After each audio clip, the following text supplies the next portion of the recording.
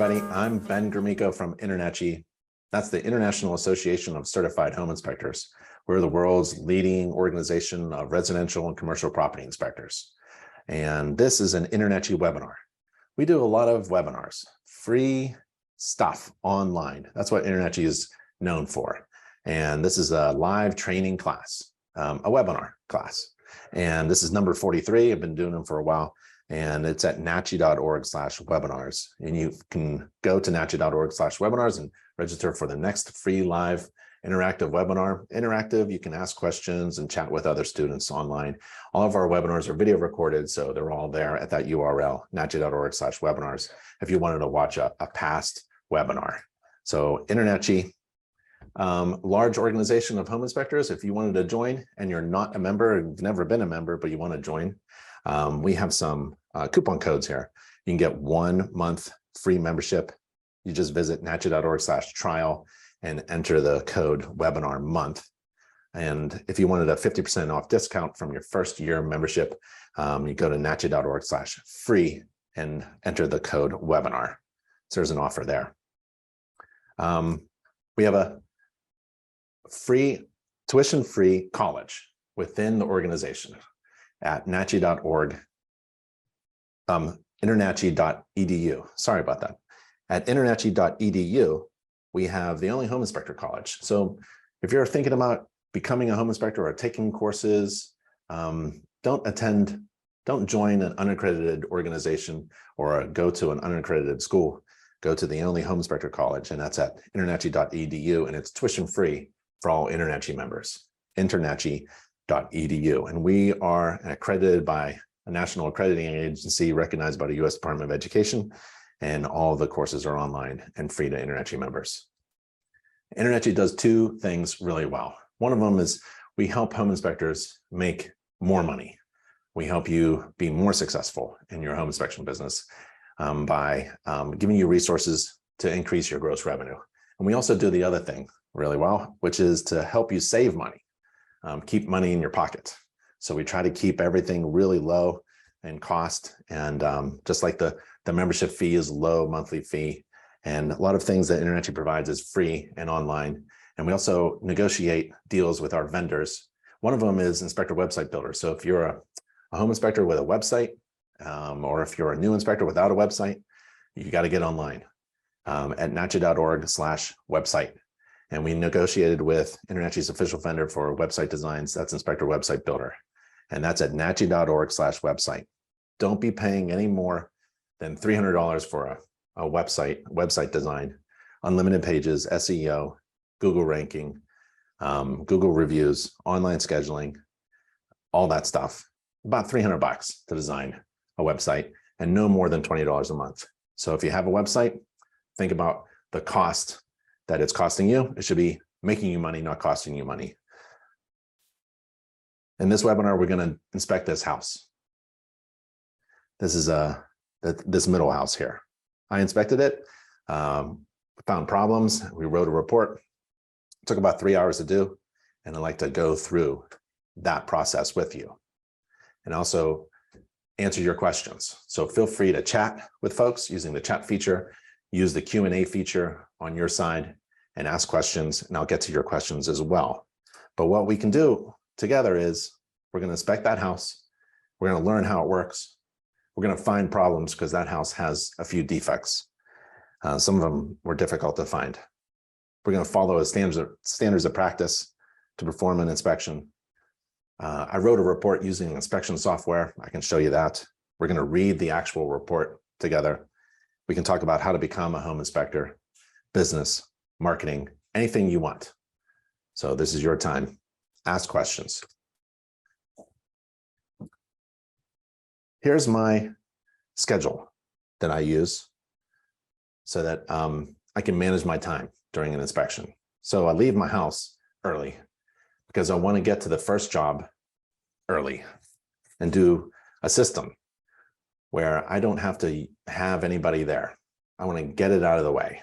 And the first system I like to inspect is the roof. So I want to arrive early, maybe 7:45, and get on the roof using a ladder, or maybe you don't do a ladder, so you're doing a drone. You got to get a pilot license, right, from the FAA. And InterNACHI has a couple online training courses to help you prepare to take the drone pilot course. I want to inspect the roof, get that done, write the report of that section, come down and meet my client in the driveway. That's ideal for me.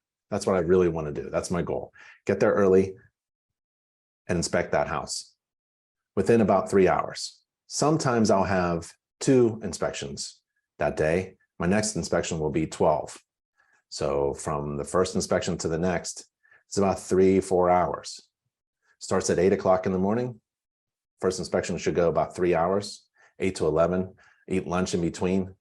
And then my second job will be 12, finish up at 3, drive home, back to the office, something like that. I'm back home at 5. 7 to 5, it's a long day, but all of our inspectors in our home inspection company will bring home about $1,000 a day, gross revenue. And for this one inspection, I'm doing a home inspection and a termite, and that will be $500. About $400 for the home inspection and about $75 for the termite WDO inspection. So almost $500. That's pretty good. That's a great living, right? Doing a home inspection. So the important part here is time management. So in business, you want to pay attention to the time that you have. How long do you actually want to take to do an inspection, and how much do you charge? So the real general rule of thumb in business is you want to have think of a fraction. Remember back in math class, you have a top number and divided by a bottom number. The top number is gross revenue. And that's one of the things that InterNACHI can help you with. We can help you increase that gross revenue, help you make more money, divided by your time. So you want to increase the numerator, the top number, and squeeze that denominator, that bottom number. You want to be efficient with your time. You want to manage your time. So this schedule here of my day is an actual schedule of my day that makes me $400 or $500 in the morning. And you can compare that with yours. You should have something scheduled out, maybe with pencil and paper or notes or something, or a mental note. Because, for example, at about 10 o'clock, I have to be in the attic. If I'm not in the attic yet, then I'm behind in my inspection process. If I'm already in the attic, I'm feeling pretty good because I have an entire hour to wrap this inspection up and get paid. And I wrap it up in the kitchen. I like to end my inspections in the kitchen. You can start anywhere you want. You can start with the bathrooms, electrical panel, outside, whatever you want to do. This is my schedule. And I want to emphasize that this is all about just managing your time. If you're taking 4, 5, 8 hours to do one home inspection, well, nobody wants to be with you. Nobody wants to do an 8-hour home inspection, right? So you have to figure out 2 things. How do I manage my time? How much do I want to work to do an inspection? And how much am I getting paid? And that's all about math. So if you don't calculate, you won't be around very long if you don't know what to charge for your service. So InterNACHI, at the InterNACHI College, we have a home inspection business course, and it's free and online. We highly recommend every inspector take the home inspection business course and go to chapter 11. You don't have to take the whole course. You can just jump in and go to chapter 11. And in chapter 11, we have 2 inspectors, Inspector John and Inspector Jane, and they're trying to figure out what to charge for their home inspection service and trying to make it profitable. And it has really nothing to do with their feelings, has very little to do with the market. It has everything to do with math and their intention and their need. So, their desired income, annual salary. What is their overhead? What are their expenses? How much profit do they want to make? How long do they want to work per week, per month, per day? So all of that we go through in the home inspection business course. And it's a good review for you existing veteran inspectors. Make sure you're managing your time. Or if you want to grow your business, you have to do this process for inspectors that you hire.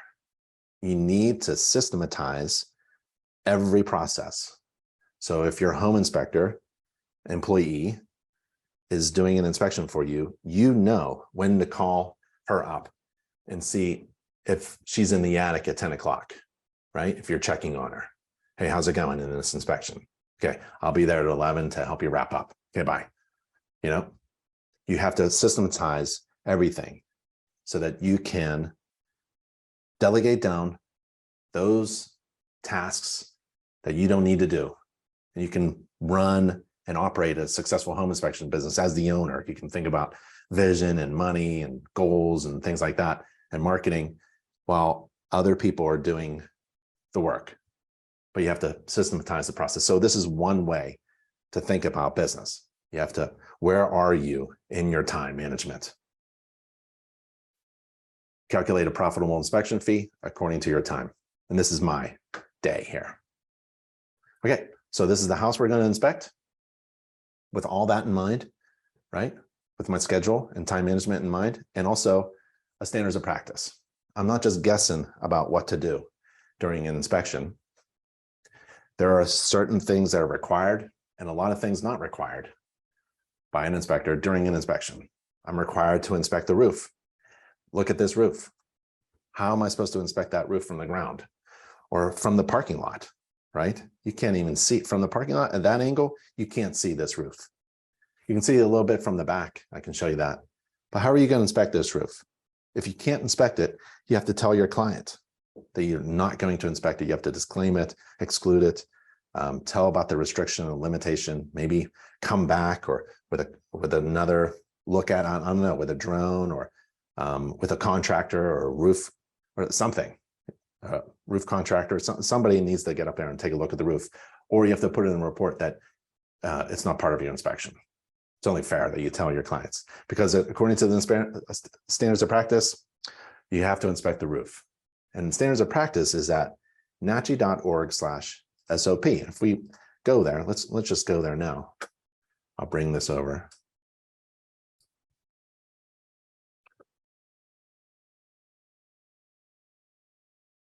So here's the standards of practice.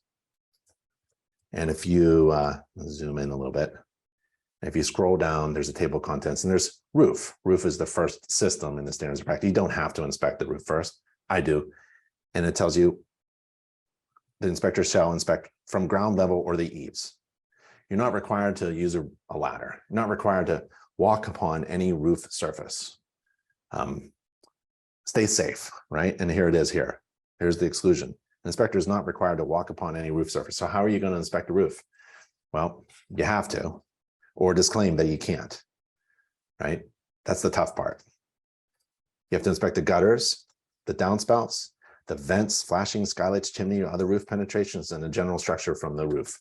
You have to describe the type of roof covering, and you have to report any indications of active roof leaks. This is just for the roof. How are you supposed to remember all this stuff?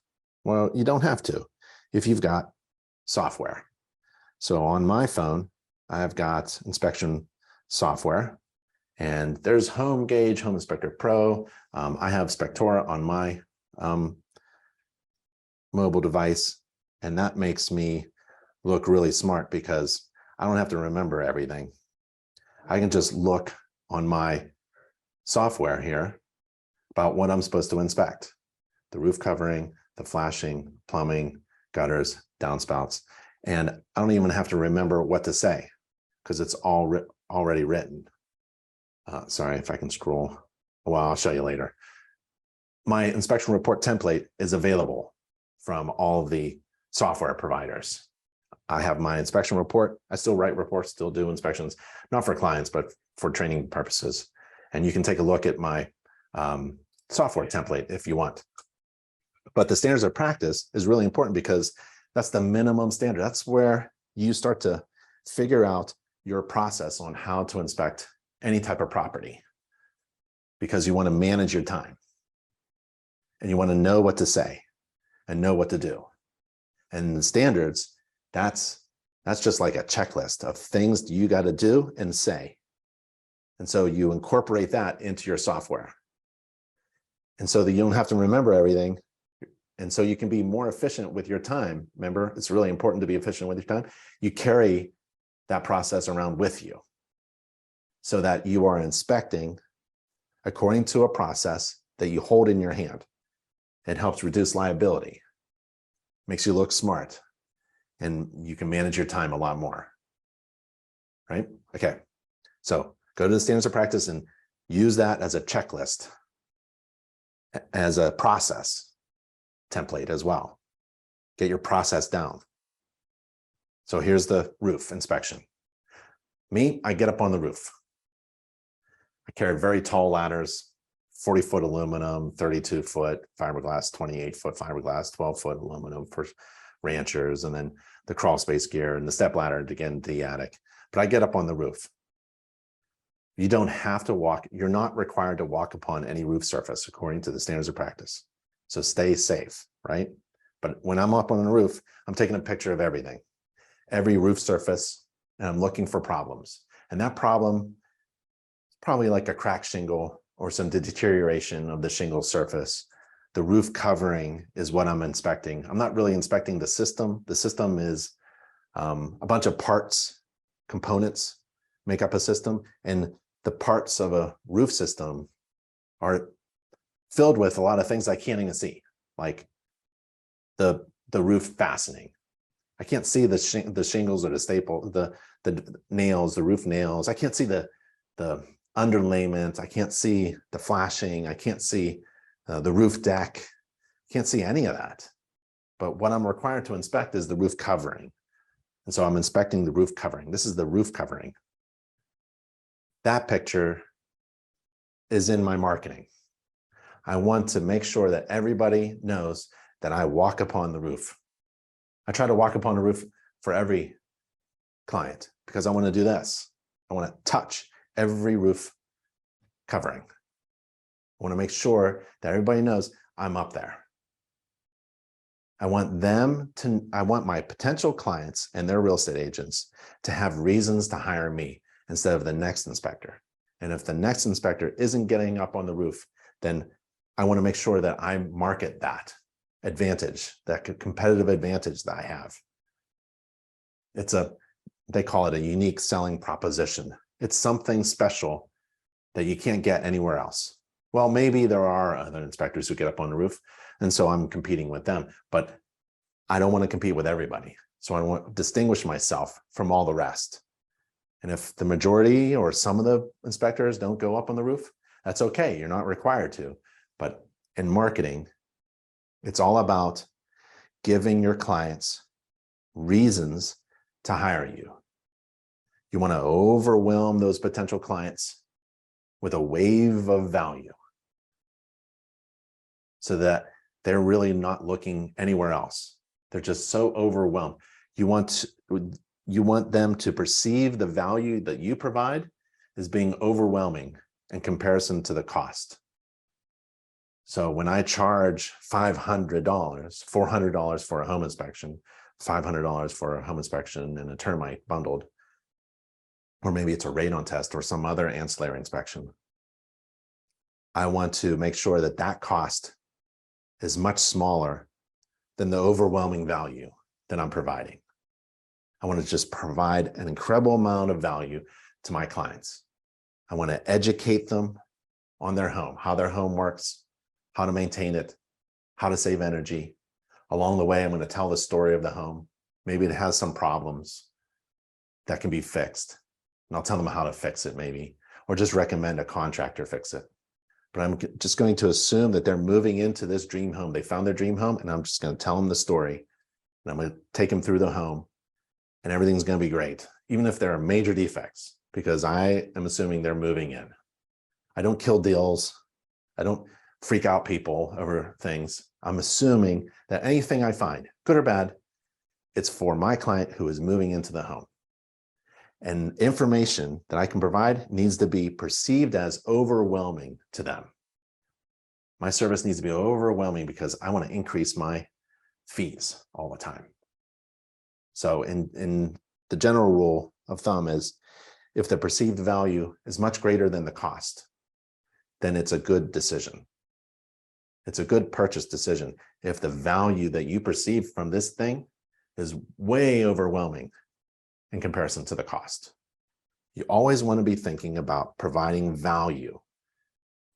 You don't get paid by the hour. You get paid by the value you provide.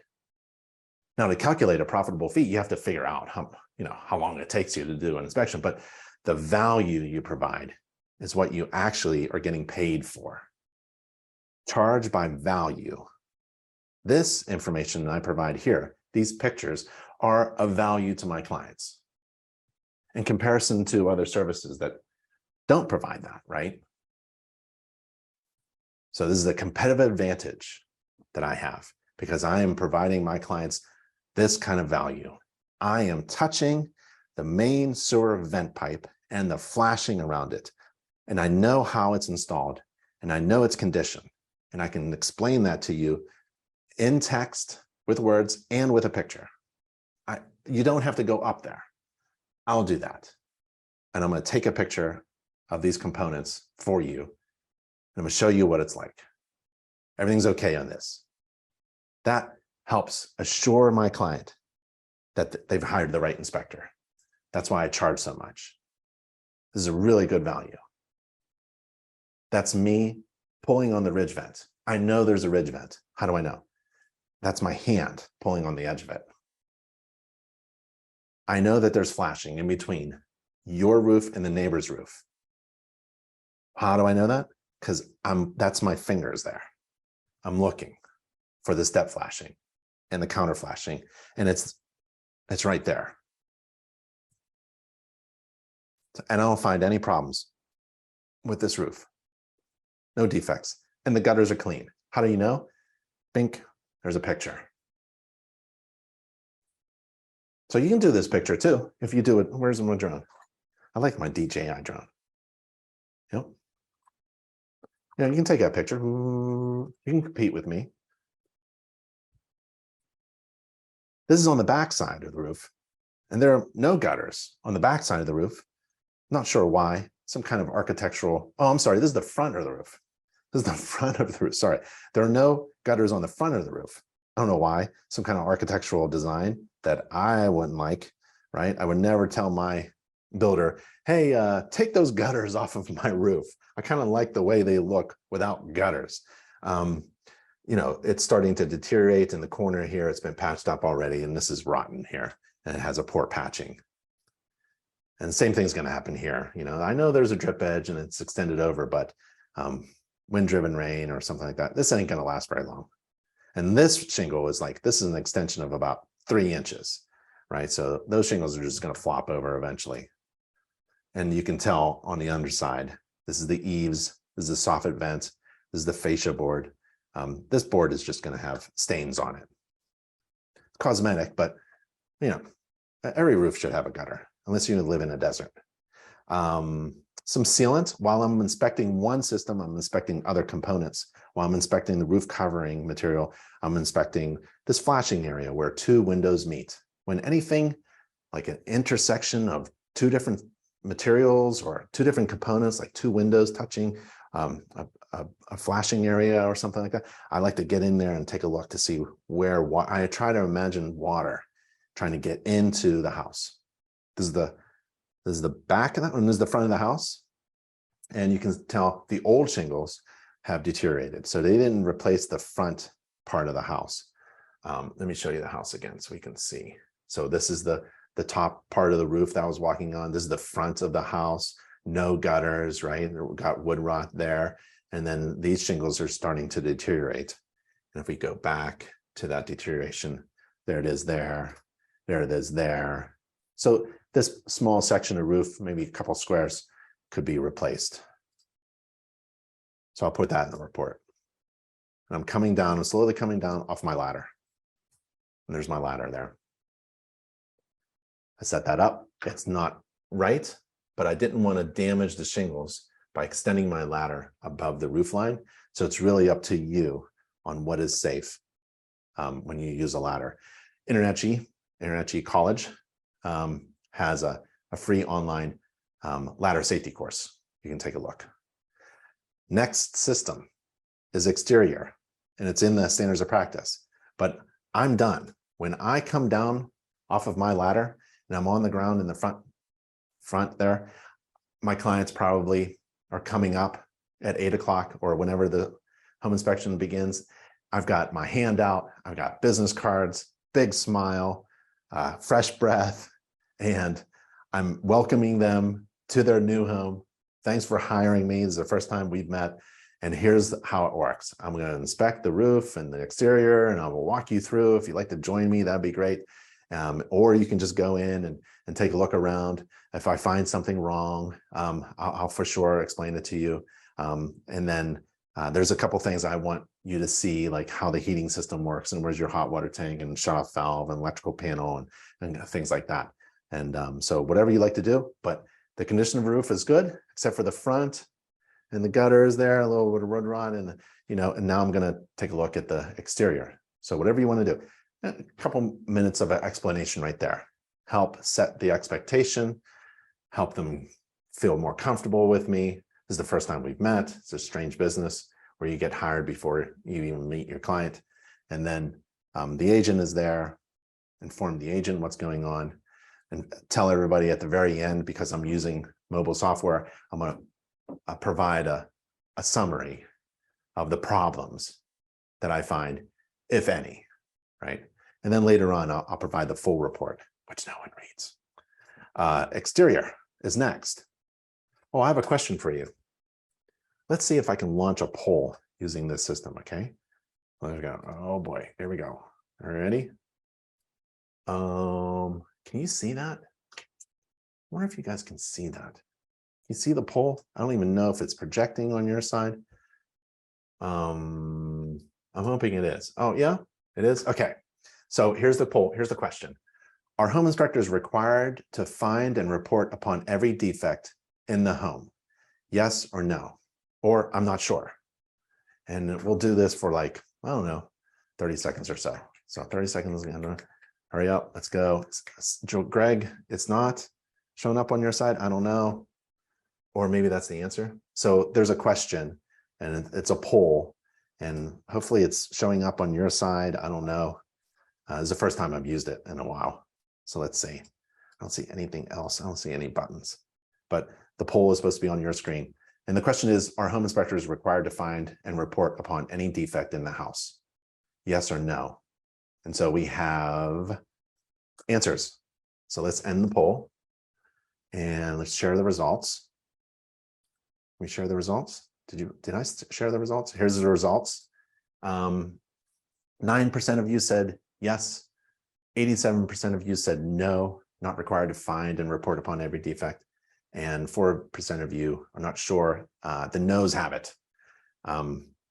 We are not required to find and report upon every defect. Only the defects that are both observed during the inspection and are deemed to be or considered to be material defects. And that's a defined defect that is written out in the standards of practice. That's what we are required to do. I've got another poll, but we'll do that one later. Okay, good, awesome. Most of you passed. That's fantastic. So not required to find every defect. In fact, in my inspection report, I tell my clients in my agreement, in the contract that I have with my clients, I explain to them that you are going to find problems. After I perform an inspection, you're going to find problems that were not discovered during the inspection. Why? Because that's not the purpose or scope of a home inspection. It's not to find every problem or to report upon every problem that may exist or may exist in the future. That's not the goal of the home inspection. That's not the value of the home inspection, right? So you got to set that expectation. Not required to find every defect. Now, when you know that as a home inspector, maybe if you're new, that could be like really great to know, right? Because it removes all this burden from you. You're not required to find every defect. It's impossible. It's not possible. And you're not responsible for future problems, right? You're just responsible for putting in the report defects that you observed during the inspection that you deem to be material. That's like really serious. Now, the other defects, the other type of defects, there are a bunch of other defects, like maybe a stain in the carpet. You're not required to put that in the report, but you could if you wanted to. You can exceed the standards of practice. If your client really wants the dripping faucet to be a big problem written out in the report, it's really your call. You're not required. It's not a material defect. No one's going to get hurt over a drip, but you can put it in the report if you want. And I do, actually, and I can show you the inspection report coming up. I want to make sure that the water from the roof is getting away from the house. And I think this is a basement from the front. I wasn't too sure what type of house this was. Let's see, where am I? I'm at 53. So when I pull up to this house, I like to take a look to see what's going on. So this is a townhouse, shared walls, 2 stories, maybe slab on grade, maybe no basement, maybe there is a basement, maybe a crawl space, I don't know. This was kind of odd when I pulled up that, I think about accessibility. This is a very strange staircase, no handrail, bunch of steps, and there's no room for someone to come in here and walk up the steps, because if you can imagine a big car parked here and a big car parked here, you can't get in here to go up here. Like, where are the steps? Like, this should have been dedicated to steps coming down and people walking in from their parking area, or put it to the side or something. So if my client has a need for a handrail to get up into the house, I'm going to put that recommendation in there, right? You need a handrail here, or an easy way to get up in your house from the parking area. I'm not a code inspector. Code inspectors are very different from home inspectors. I'm not a code inspector, thank goodness. I like to have fun during inspection. Code inspectors do not have fun during inspection. Home inspectors have a lot of fun making money and helping people out with valuable information that they need just before they purchase their dream home. That's what you do. I'm looking at the front step, making sure this is all sealed here, no trip hazards. This settled a little bit and they patched up. That's just fine. Here's that step. So there's a trip hazard here. This used to be straight across, and now it's like a ½ inch or an inch different. Oh, let's do something fancy here. Can I get? Yeah, there we go. Look at that. So that's a defect there. It's going to be a trip hazard. Maybe there's an HOA that can be contacted, right? This isn't the homeowner's problem. Maybe there's something that can be done. And these aren't level. This actually settled downwards this way in one big form. This one settled, so that pulled down. So there's a trip hazard here, and none of these are level. They're all sloped just like you see them, right? They're all sloped in the wrong direction. They're not washing away water, they're puddling water. And then there's problems down here as well. So this step, you can see, that's how much it settled, right? This is supposed to be level straight across, and it's not. So this is a trip hazard. Probably hardly anybody uses it because it's so difficult to use. And maybe the HOA. I'm not responsible for the HOA. Maybe there is an HOA. I don't know. I care, but I'm not responsible for communicating that. I'm just going to tell my client my observations, and then my client can take that information and do whatever they want with it. Parking looks good, just the steps, and it's not accessible using that stairway. All exterior receptacles need to be GFCI protected. These spigots, hose bibs, they call them, silly, should be frost proof. This is an inspection in a cold climate, and that should be frost proof, and it's not. So this could freeze up and burst during the winter time. There's the water meter reader there. And when I was taking a look at that, I saw a crack in the foundation in the corner. Now this is a masonry. It's not built out of masonry, the structural thing. This is just the front veneer, and it's a crack there. So I'm going to take a look at, the first thing I think of is like, what's going on down here, right? What's going on down there? I don't have to be a structural engineer, and I don't have to diagnose. What I have to do is, again, what? Report upon The problems that I find observed during the inspection that I deem to be material. Maybe this is a big, major structural problem. I don't think it is, but I would like to know what is causing cracks, not just through the masonry, the mortar, but through the masonry units themselves. So this is a good crack there. Here's another view of it. There's a crack there, crack there, crack there. So I know this is a corner, short corner, but I just don't know why it's cracking. And is there water? There weren't really water problems. So I don't know. I don't have to know. Oh, by the way, this is not efflorescence, right? Because we have, let's see, other bricks that are white. It's just the other bricks are black. It's just a cosmetic wash that they have on the bricks, different colors. So it's not efflorescence, which could indicate moisture problems behind. So it's something goes on. So I'll take a look down in the basement or crawl space in that corner, see if I can see anything. If I can't, I can't. I'll just report it as right now in my head, I'm thinking monitoring recommended. Because I can't stick a quarter in there on edge. It's not really separated, right? It's not displaced. It's not moving. It's not bigger on the top and narrow on the bottom. I don't see any big movement, but I want somebody to keep an eye on it. That's my job. Wood rot because no gutter. This is the back of the house.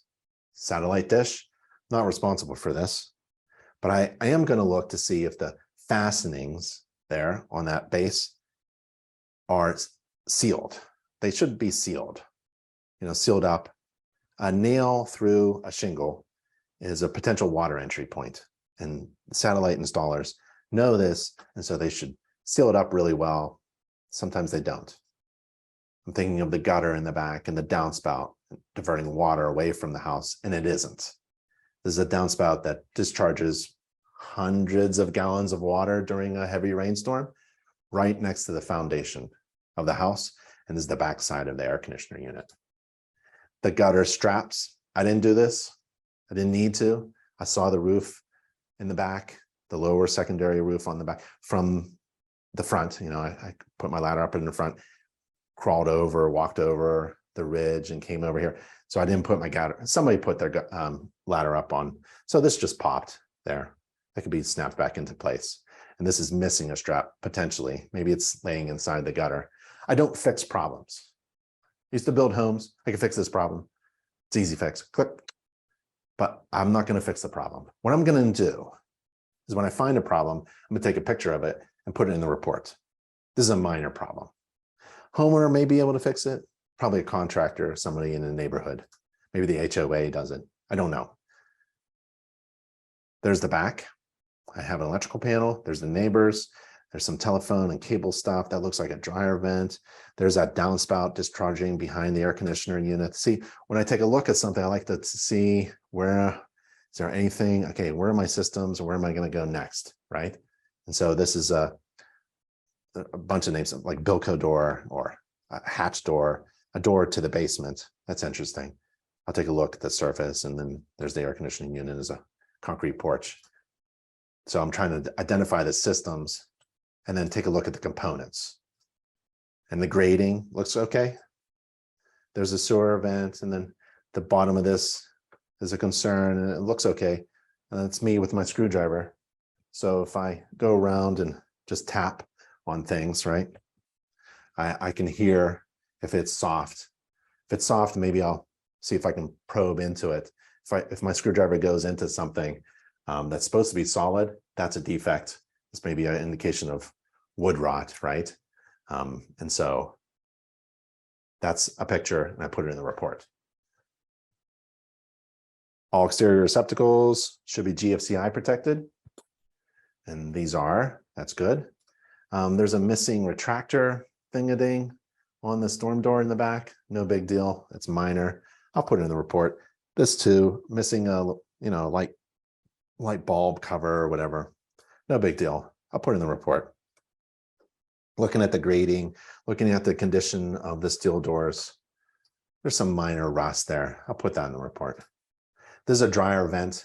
Not sure what's going on, but it needs to be cleaned up. I think something went wrong, it cracked here. Not sure, maybe it was cleaned out, right? And they couldn't get it off to clean out the vent pipe, or couldn't put it back on, or something. Maybe the electrical line got in the way or something, but this needs to be attended to because we don't want a dryer to cause fires at a house. There's the electric meter, electric line going in, but it's an old electric line. And that's the outer sheath of the line. And I wouldn't mind it too much unless, like, like I can now see the threads. I'm sorry, the electrical components, right? The line is in there. So my concern is water and electricity. This protective sheathing on the outside is to protect the electrical line from being hit by water intrusion. And this just curves in and goes into electric meter. So there's an opening here, and there's an opening here in the line itself, in the service entrance cable. So I'm going to keep that in mind. What I want to do is go down into the basement, keeping things in mind that I already saw. And I want to make sure that I put those two things together. So the crack in the corner, remember, in the brick, and then the crack in the sheathing. I want to make sure I match those two things up while I'm down in the basement before I say anything, really. I'm just going to kind of, hey, if my client was with me, I'd be like, well, what I'm going to do is I'm going to look for water in the electrical panel. And for that crack, I'm going to see if there's a reason that the corner may be cracking, right? I don't know, but there's the grounding electrode and the rod, and it can be pounded down a little bit. There's the, could be a heat pump, could be air conditioner, could be both. It's a heat pump. And there's the manufacturing label and the condition, and it's running, and it's on a nice stable base and electrical disconnect. So the heating and cooling, it's basically the same thing. There's a heat pump, down in the basement. So I'm gonna, let's see, are there questions? Audio is great, good morning. Paul has a question. Do you, let's slide this over. Can we slide this over? Do you know what the legal requirements are in Florida for advertising mold assessments? Yeah, I do. So go to NACHI.org/Florida.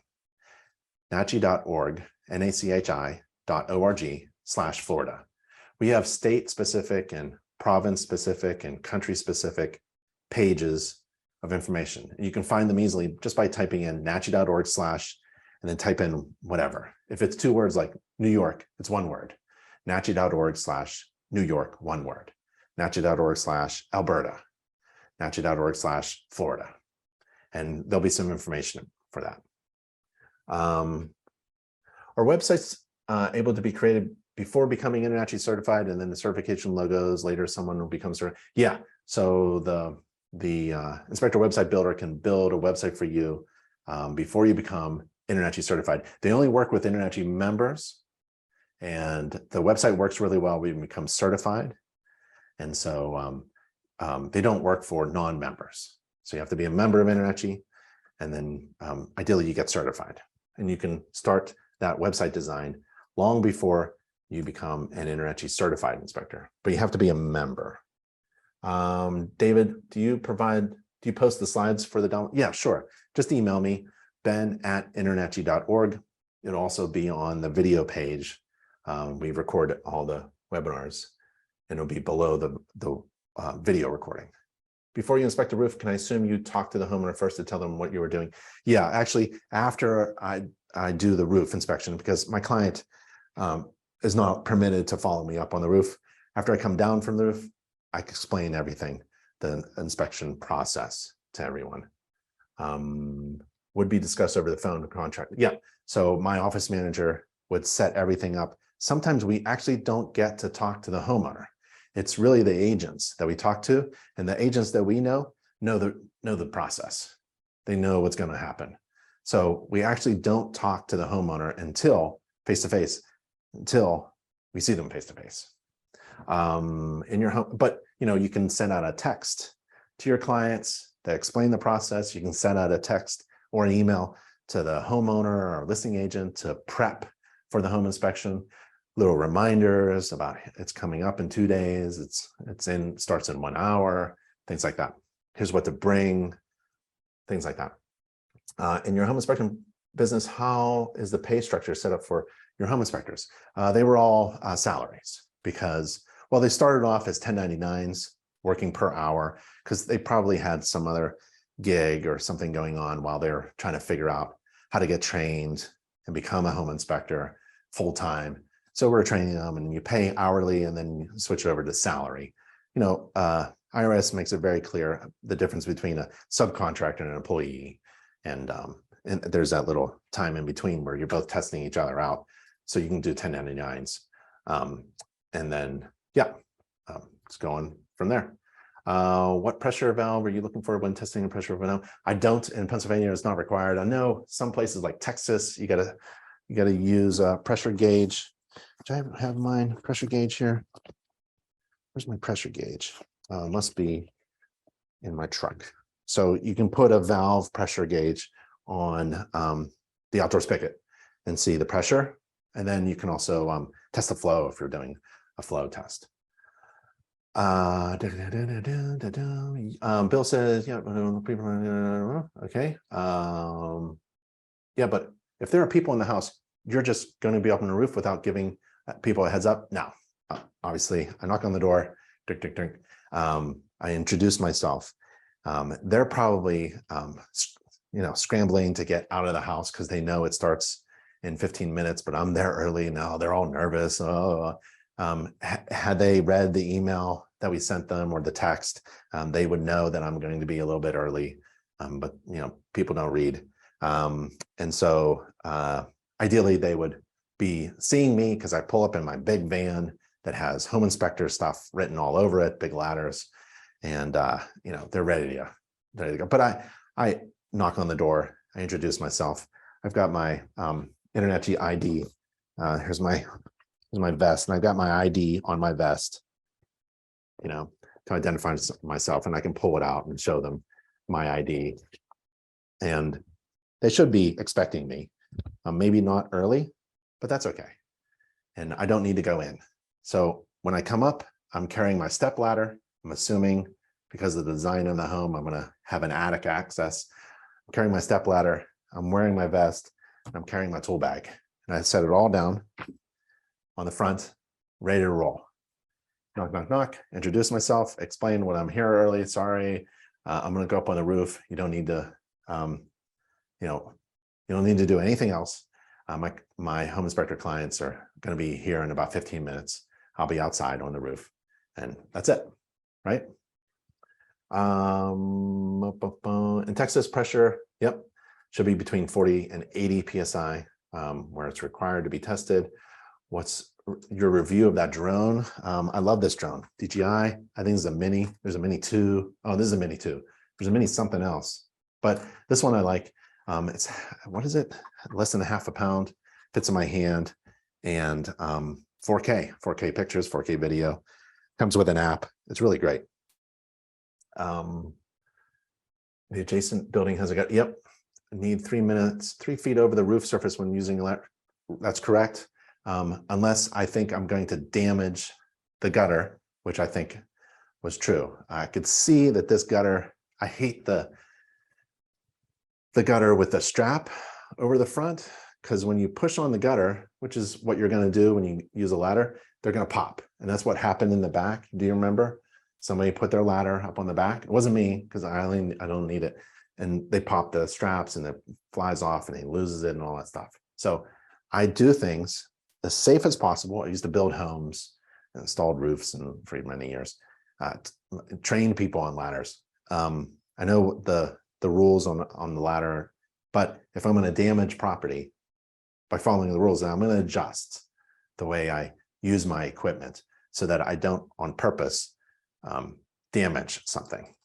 Now it could be, I could damage something during the inspection just because I'm inspecting it, and that's okay. I'm like, if I turn on a dishwasher and it leaks all over the floor during an inspection, that's okay. I'm not buying a new dishwasher. I caused a problem, but I'm supposed to cause that kind of problem. I'm not supposed to like damage a gutter because you're supposed to be 3 feet above it, yada, right?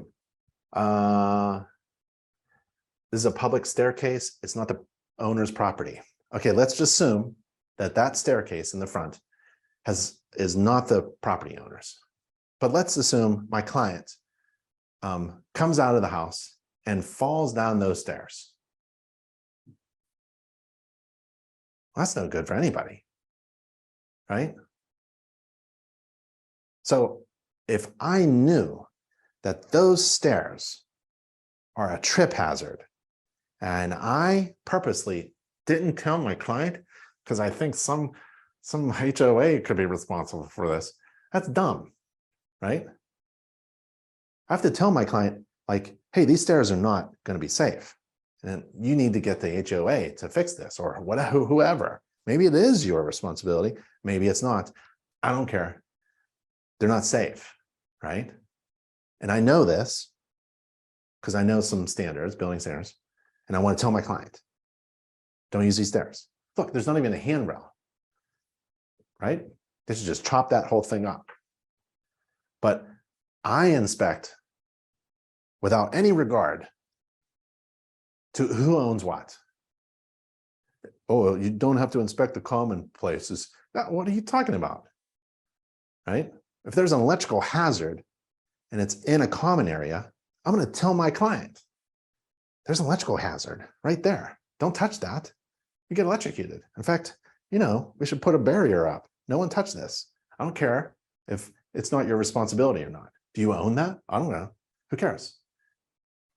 That's the awesome thing about being a home inspector. Let's see. Not inspect, but comment if it would pose a hazard. Okay. Okay. Oh, this is the conversation. You guys should be chatting on the chat feature, not using questions. Would it cost the $300 to do that? Okay. Okay, cool. Q&A, that was good. Q&A. Questions on the Q&A. I'll take a look at the chat later. Look at this freaking shutoff switch for the heat pump. That's like a commercial building shutoff switch. I don't know what they were thinking. You just need a little switch, tick, tick, like a light switch. Okay, whatever. So this is the electrical shutoff switch for the heat pump. Like you need to hang on it in order to turn it off and then turn it back on.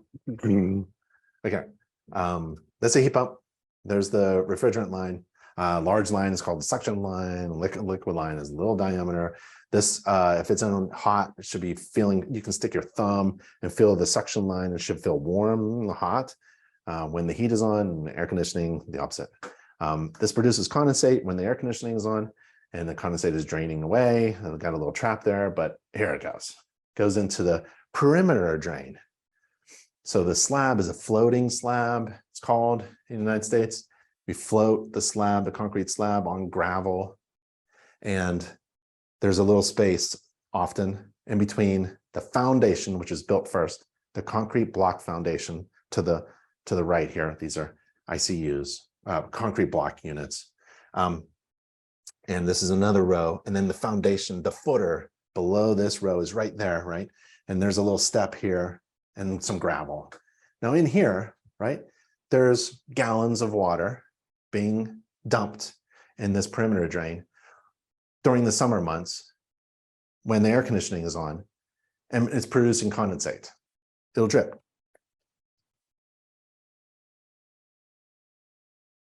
All day long. It gets wet, it stays wet, and is a perfect condition. There's dirt in here because it's basement. It's perfect condition for mold growth. Now, I'm not saying there's mold here, there's black mold, there's a health hazard. I'm just telling my clients, this ain't the ideal thing. Every home should be safe, sound, clean, free of vermin. It should be managing water, it should be energy efficient, all these good things. And this is not managing water in the best way. Because I know in my head, there's a thing called a condensate pump, and it's like $100, right? So just for a little bit of money, it's a lot. You put it on a credit card or maybe negotiate when you get in, with the seller to have it fixed before you move in or something. Manage water. This is not managing water. This is a builder doing something cheap just to make an extra $100 without using a condensate pump. It doesn't even go into a sump pump pit. It goes into a place where it's not designed to drain hundreds of gallons of water a month, right? So I'm going to tell my client this, and it's an easy fix. You need a condensate pump, right? Air filter. This is the cheapest filter that comes with it. You don't even buy it. It comes with the manufacturing, right? The manufacturer sticks this in there. So you need an air filter that actually does something. And this one's clogged. So there's some delayed maintenance. When I see this, I smile because I'm going to tell my client the heating and cooling system, HVAC system, has been serviced and cleaned, probably for more than a year, could be longer. And the filter is clogged. And it's the lowest efficiency filter that you can get. So it's not doing anything, right? So what we want to do is we want to get this HVAC system serviced and cleaned before closing, before you move in. Ask the seller through your agent to get this serviced and cleaned by HVAC contractor company, a local one. Put a label on it. Stick a nice air filter in there. Look at the fins, clean the fins, maybe take a look at the ductwork. Make sure this is serviced. It should be serviced and cleaned by a technician every year. So whenever I find this opportunity, I kind of smile because I know, I'm thinking, what are the defects that I've found so far, right? There's a couple so far, right? I feel like I'm starting to provide overwhelming value according to the cost. I don't think about this a lot, but sometimes I start to add up all of the recommendations and cost estimates to make the repairs. And if I'm at $1,000, $2,000, right, doesn't mean my client is going to negotiate and get $2,000 from the seller. Remember, home inspections in the United States, well, home inspections everywhere, not required. And my client can't demand anything from a seller. It's really just about providing valuable information to my client. And if I can put a dollar value on it in my head mentally, maybe on paper, that's even better. Because right now, what do we got? Can you remember? Got the shingles, got the gutter straps, got the downspout, got the wood rot. What else do we have? Right? Got the door. Remember the little storm door thing? Oh, now we've got the heat pump, condensate, and we've got service and cleaning. Well, we're up to hundreds of dollars now, right? What else? So we're going to keep going. Maybe there's more stuff. My whole goal isn't to find problems, it's to provide information that's valuable to my client. In fact, if I inspect a home and it doesn't have one problem, right? Maybe it's an existing home, 30 years old, historic home, 80 years old, or brand new home, right? No one's lived in it. And if it doesn't have any problems, do you think I should charge my client for that? Heck yeah. That's incredible, valuable information. If there are if I can't find any problems in a home, right? If the summary is empty, there are no problems in the home. It happens. That's incredible value to my clients. That's really good information. That's good to know that my home inspector couldn't find anything wrong. Wow, that's really good information. Wow, I feel really good. Yeah. Remember, you're not pricing your services based upon the hours that it took, the time that it took. You're not pricing it based upon the defects that you find. You're pricing your services based upon the incredible value you provide to your clients. Because, I'm going to talk a little bit about marketing. Ready? Because of the word commodity. Like, if you don't know the word commodity, look it up. Hey, Google, what's the definition of? You don't want to be a commodity. You don't want to live in the world of commodity. A commodity is something that can be exchanged or interchanged with something else because everything is the same. Like one watch is the same as the other watch, or one barrel of oil is the same as another barrel of oil, or bushel of corn is a bushel of corn, right? A home inspection is kind of like a commodity, right? Better be careful. We all perform a home inspection according to the same standards of practice. We all write a report. We all take pictures. We all inspect the same systems and components. We all flush the toilets, right? We all provide a summary, right? We're all doing the same thing over and over again. What's different is the value of the information that you provide to your clients. That's what's different. And the way that I can get that information is different in the way that you get that information. So I inspect the roof in a different way than you do. I am trained to comment upon moisture intrusion problems and air quality issues inside a home. Maybe you're not. So that's the difference in our services. Maybe I use infrared in order to see things that other inspectors simply can't, and maybe you don't. So you have to figure out how, you have to answer the question, why am I different? Or how am I different? Because if you're not different, you're just a commodity. Any inspector can be replaced with any other inspector. There's no reason to hire you instead of the next one, because you're all the same, right? So you want to figure out, you want to answer the question, why should I hire you instead of the other inspector? Since we're all kind of doing the same thing, we're inspecting the same homes, same roof, same systems, using same standards of practice, code of ethics, we're all doing the same thing. What's the difference? And so I became very successful because we at our inspection company marketed the differences that made us different from all the rest. You want to be thinking like that. What makes you different and special? And then you'll be successful. Yeah. Okay. Look up the word commodity. You don't want to be commodity. You want to answer the question, why should I hire you instead of the next person? Hot water. You can call it a water heating equipment. You can call it a water heater. You can call it a hot water source. Water heating appliance. It's anything, an appliance that heats up potable water and supplies it to the distribution system in the house so you can drink it. And I love the code, right? I love InterNACHI school, online courses, tuition-free online courses, the only home inspector college in the industry. We base the courses, tell you a secret, all the courses are based on code, right? So it's like a lot of home inspectors go, well, I'm not a code inspector. We don't pay attention to code. You're actually being trained according to code. And I love the 2021 IRC, chapter 28, where it talks about water heating equipment.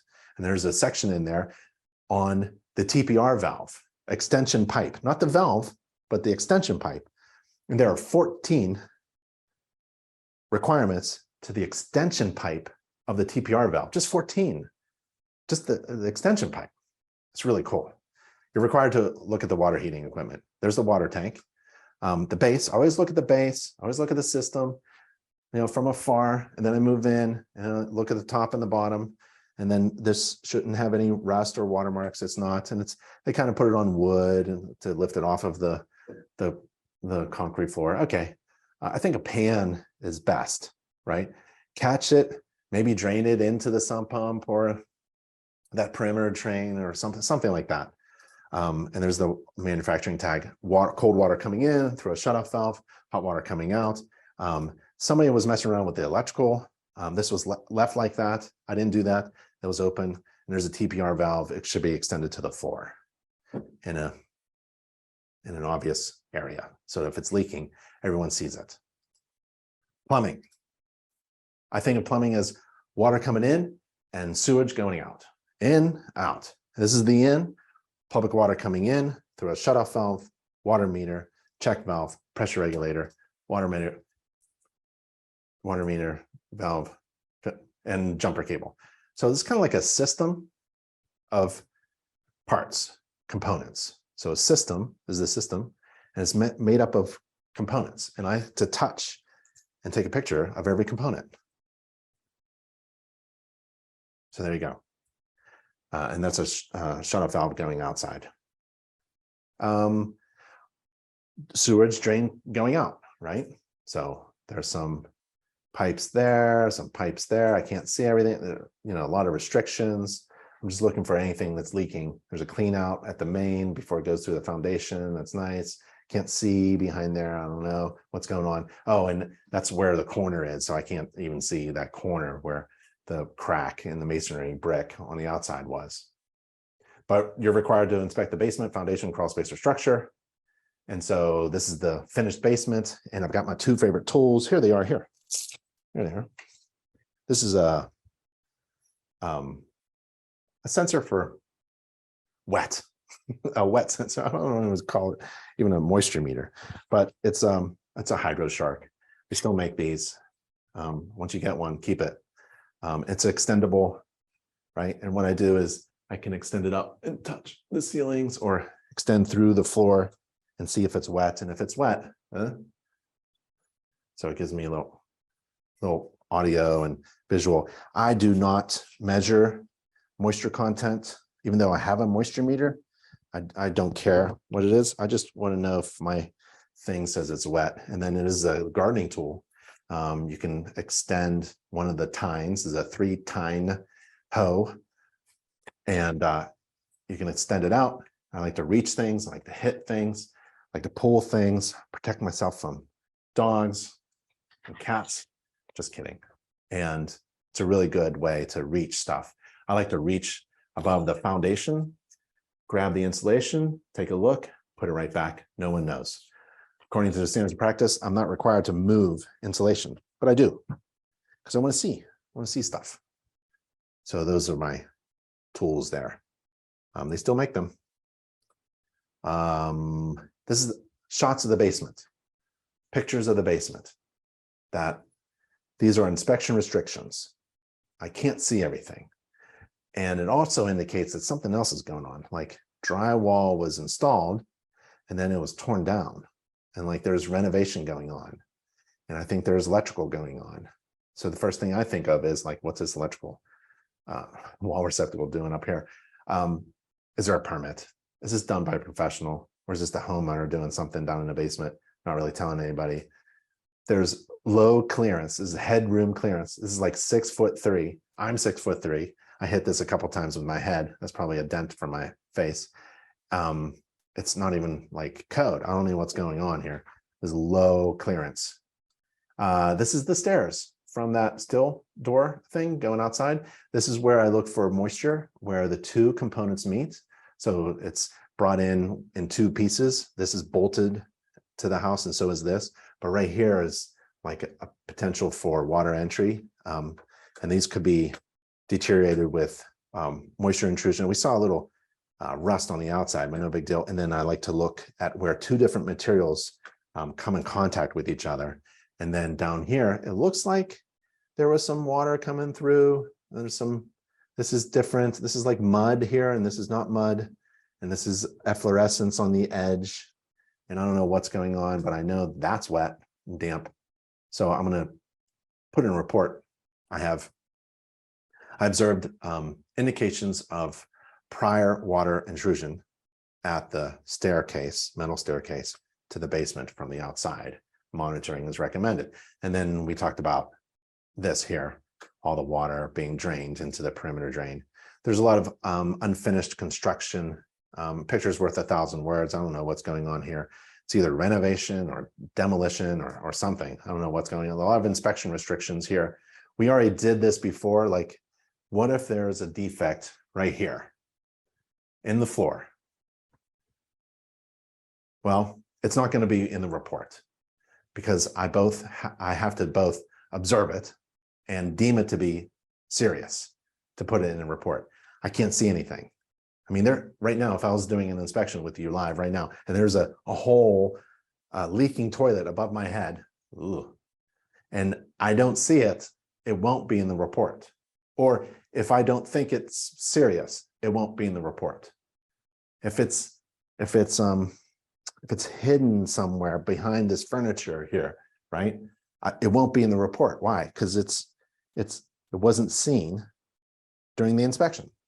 Now, when my client comes to their home, it's closing day, right? Where you sign on the line that's dotted, and you're going to buy the home. All of this is going to be cleared out. It's going to look completely different. It's not going to look like this, right? It's going to be nice and clean and open. You're going to see things that weren't seen at the time of the inspection. There could be something behind this bookcase. So in my report, I take a picture of this and I explain, like, there could be things that we find during the walkthrough before closing. I assume they're going to hire me for closing. It happened very, very few times. I don't know why. It's a great time for an inspection. If you're going to buy a home, you should hire the same home inspector twice, for the home inspection, right? And then for pre-closing walkthrough. Just before you sign on the line to buy the home, you should walk through the home. No report is needed, just a walkthrough. Take 15, 30 minutes. Just walk through the home and see if you see anything that you couldn't see during the home inspection. It's a great time. What a great service. Every home inspector should be marketing not just one home inspection, but two home inspections per client. There's only a few ways. I think there's 9, but there's only a handful of ways you can make more money in this business. And one of them is you sell more inspections per client. And man, you should be marketing 2 inspections per client. The full home inspection, that takes about 3 hours, and then the walkthrough. That's really good. And man, what a great comparison. What a great service that is. To have the seller remove everything from the home, make it all clean, broom swept, and allow you to take a look one more time, right? Who knows what you find? We saw that. Oh, that's me with my tools. I got my flashlight. There's me with my moisture probe going through the carpeting, into the padding, into the concrete floor, in the corners and sides of the basement. I want to make sure that nothing beeps. If it beeps, we got a problem. So there's a representative number of wall receptacles should be inspected. So I do that. There's the basement. Can't see anything. This is a live wire and just stuck up here. So if you're a home inspector, you need one of these. This will help you. Let's see if there we go. I have something wrong with my head. So you need a voltage leak tester, right? And you touch wires with a non-conductive material and to see if it's live. And that is an indication that there's some kind of electrical wiring going on that is not done by a professional, right? So it could be the homeowner. I'm not here to point fingers, not here to blame anybody, not here to reveal anything. I'm just here to observe and report my observations. And we have unprofessional workmanship. We have renovation. We have unfinished things. We have potentially, safety issues, electrical hazards. We need an electrician here or a contractor. Somebody needs to come and finish this up, tighten it up, because that's a few things now, right? So there's these things. I got some paint cans, it's okay. Looking behind things, looking at the main load-bearing beam where it rests on the foundation. A pan underneath the hot water tank would be a good idea. The renovation, obviously, some of it is finished, some of it's not, or maybe it's the demolition. I don't know what's going on. And why is it going on? Why was it built and then torn down? Like, what's going on there? Was there a leak upstairs? Maybe the dishwasher leaked. destroyed the drywall, because this is, see this crack here? This is from someone grabbing a piece of drywall. Ever do demolition and construction? I did. You just grab it and pull it down, right? So someone's just going through this thing and just tearing it apart. This is just tearing apart drywall off of the basement ceiling for some strange reason. And, you know, I don't know why, but my report will tell my client to ask. And now you have information, right? Some unfinished work there. Garage, there's no garage at this house. Electrical is next. According to standards of practice, I got to inspect the electrical panel. Main disconnect, if it's labeled, that's 150. So I know it's 150 because I use one finger for 100, two fingers for 200, and 1.5 for 150 amps. We want at least 100 amps. I don't see any problems with the outside. They're labeled pretty well. But I have one GFCI here. Usually I have GFCIs more than that, but this is an older existing dwelling. No AFCIs. So according to modern code, right, if this house was being built today, there would be AFCIs. What are AFCIs? AFCIs help prevent fires from starting, so they say. GFCIs are really important. They've been around for a while. So if I was expecting the home to have AFCIs, I would see them here, and a couple of GFCIs maybe. So what I do in my report is I recommend AFCIs. It's not in the summary. But my homeowner should understand that AFCIs are a safety device. They weren't required when this home was built. They didn't even exist when this home was built. So obviously they're not there. And I shouldn't expect them to be there, but it's a good idea to install them because it's a safety device and it's missing. Similarly, when this house was built, you didn't need smoke detectors in every bedroom. I forget what year that was. I don't care. I'm not a code inspector. But today, every bedroom should have a smoke detector. And there should be a smoke detector in the hallway outside the bedroom. And there should be a smoke detector on every floor of the house, including the basement. That's a modern standard. Maybe this home was built to code back then when they didn't need all those smoke detectors, but now they do. So I'm going to put it in the report as a recommendation to install smoke detectors. Similarly, AFCIs. So I have a question for you. Ready? Here's a question. I'm going to launch the question. Hopefully you all can see this. If you can't, I'll read the question to you. Folks who can see the question can answer, right? And the question is, should a home inspection report include recommendations to fix things that were acceptable when the home was built, but are now a defect according to the current building code? And I gave two examples, GFCIs and AFCIs and smoke detectors, right? And another one is the space between the spindles or balusters of a railing or a guard. They're called them guard now. We used to call them guard railings. Now they're called guards. They're just guards. If there's an opening to allow more than a big 4-inch sphere to pass through the guard, that's a hazard according to modern code. But it wasn't always like that. For older homes, you can have a foot in between the spindles and be okay. So my question for you is, should your report include recommendations to fix stuff like the space between the spindles or the missing GFCIs or missing smoke detectors or missing AFCIs? Because the home was built when all those things weren't required. It was built to code back then, but it may be like, if you compare it with modern code, it's kind of missing all those stuff. Should you put that in a report? What do you think? All right, I'm going to end the poll, right? I'm going to share the results. Hopefully you guys can see this. 84% of you said yes, that you as a home inspector should have those defects, those things that were acceptable when the home was built, but are now a defect according to the building code, modern building code. 84% of you said yes, and I agree with you. I agree.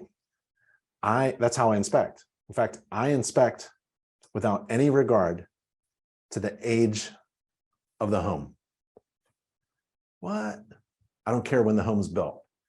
That doesn't work in many situations. Like if you're doing an insurance inspection, like wind mitigation inspections down in Florida, you have to know when the home was built and what code and all that stuff. We're not talking about that. We're talking about really like, what's an example? All the kitchen counter receptacles should be GFCI protected according to modern building code. If I'm inspecting a home and there's GFCI protection for receptacles, but they're only within 6 feet of the kitchen sink, the ones that are beyond 6 feet, they're not protected. And I test it and it's truly not protected. There's receptacles at the kitchen counter that are not GFCI protected. I'm putting it in a report. I don't care when the home is built. I don't care when the code changed. I don't care about any of that stuff.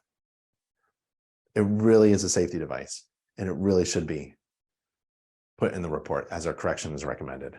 That's why home inspectors are so fun. Code inspectors are nuts.